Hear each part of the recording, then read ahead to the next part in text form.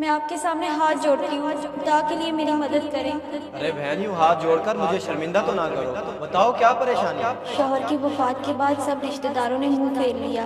बस अब मेरे बेटे के सिवा और कोई भी नहीं है मेरा। मैं समझ सकता हूँ। अगर खाने पीने की कोई परेशानी है तो हर माह राशन तुम्हारे घर पहुँच जाया करे। नहीं नहीं, गुजारा तो जैसे तैसे हो रहा है। बस अगर इसकी पढ़ाई के लिए कुछ हो जाए तो, ताकि ये पढ़ लिख कर किसी मुकाम पे पहुंच जाए। तो इसमें परेशानी की क्या बात है बहन। आज से इसकी पढ़ाई का जिम्मा मेरा। इंशाल्लाह ये अच्छी से अच्छी पढ़ाई करेगा। क्यों बेटा, पढ़ोगे ना? जी पढ़ूंगा। बहुत बहुत शुक्रिया भाई साहब, मैं आपका ये एहसान सारी जिंदगी नहीं भूलूंगी। जज़ाकल्लाह। बेफिक्र होके घर जाओ। पापा जो भी आपके पास आता है उसे इतना कुछ दे देते हैं, कभी इनकार भी कर दिया करें। क्यों इनकार करूं बेटा। अल्लाह के दिए हुए माल में से अल्लाह की राह में खर्च करना चाहिए। कब्र में थोड़ा लेके जाना है इंसान ने। अगर इस तरह से लोगों को बांटते रहे तो आपके सारे पैसे खत्म हो जाएंगे। अभी तो ना समझ है बेटा, वक्त आने पे तुझे सब समझ आ जाएगा। बेशक आप ना समझ कह लें, लेकिन एक दिन आएगा सब खत्म हो जाएगा, कुछ भी नहीं बचना आपके पास। माँ जी, अंकल कौन थे? बेटा ये मलिक जफर साहब हैं, बहुत अच्छे इंसान हैं, कभी किसी को खाली हाथ नहीं लौटाते। अच्छा, और अब मैं स्कूल जाया करूँगा क्या? हाँ बेटा जरूर जाओगे, बस दिल लगा के पढ़ना और इनका ये एहसान कभी ना भूलना। ठीक है माँ जी, कभी नहीं भूलूंगा।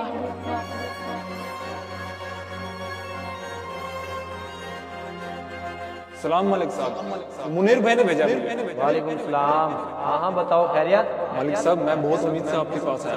मेरी बहन की शादी है, लेकिन मेरे हालात ऐसे नहीं कि मैं उसे कुछ दे सकूं। ओहो, चलो तुम फिक्र मत करो। सामान की लिस्ट बना के मुनीर को दे देना, इंशाल्लाह सब बंदोबस्त हो जाएगा। बस अल्लाह बच्ची के नसीब अच्छे करे। आमीन। अल्लाह आपको इसका अजर देगा। मलिक साहब, आपने मेरी बहुत बड़ी परेशानी दूर कर दी। मलिक साहब, मस्जिद का स्ट्रक्चर मुकम्मल हो चुका है, बस अब फिनिशिंग की तरफ जाना है। माशाल्लाह माशाल्लाह। तुमने उस टाइल का पता किया भी? जी मलिक साहब, लेकिन वो टाइल तो बहुत महंगी है, आप कोई और सस्ती सी देख लें। टाइल तो वही लगेगी।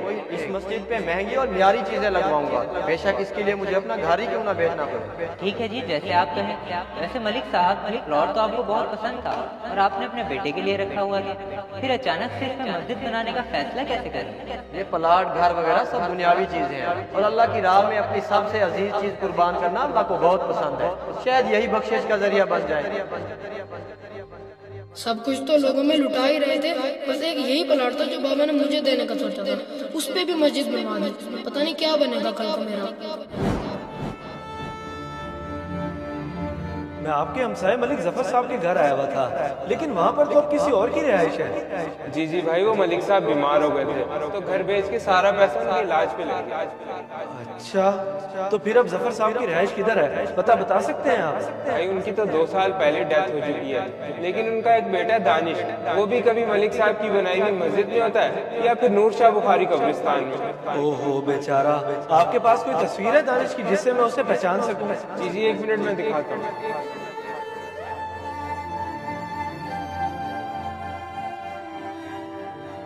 ये ठीक हो गया जी, बहुत शुक्रिया।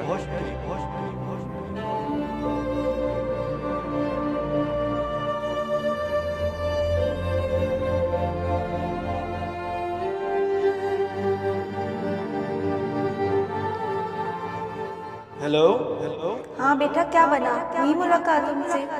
माँ जी, मलिक जफर साहब की तो 2 साल पहले ही डेथ हो चुकी है। ओहो, बहुत हो गए। तो फिर अब उनके बेटे का पता चला है, मैं उसी के पास जा रहा हूँ। ठीक है बेटा, और मेरी बताई हुई सारी बातें याद है ना तुम्हें? जी जी माँ जी, सब याद है।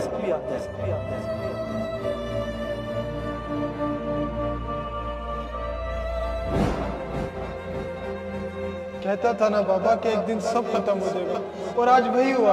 आपने लोगों में सब बांट दिया, अपने बेटे को इस हाल में छोड़ दिया कि आज मेरे पास रहने को ठिकाना तक नहीं है।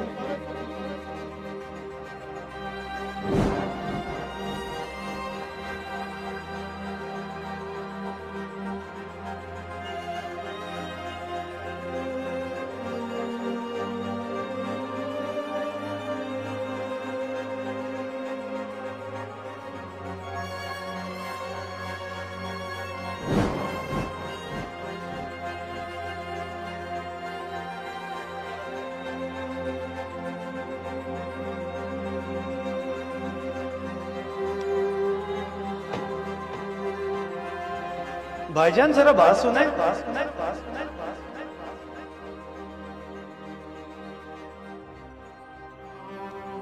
जी भाईजान, आपने बुलाया? आप दानिश हो ना, मलिक जफर साहब के बेटे? जी भाई, लेकिन माजरत, मैंने आपको नहीं पहचाना। सब बताता हूँ, आए चले मेरे साथ, आ जाए।